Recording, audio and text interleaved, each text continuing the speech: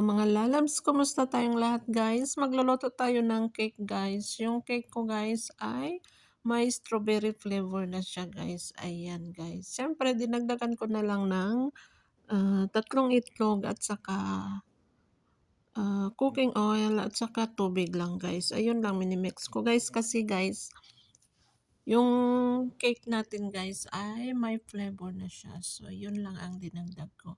Tapos guys, ayan guys, imikos-mikos lang natin guys hanggang ma-mix na yung powder natin at saka mga halo natin guys. Ayan.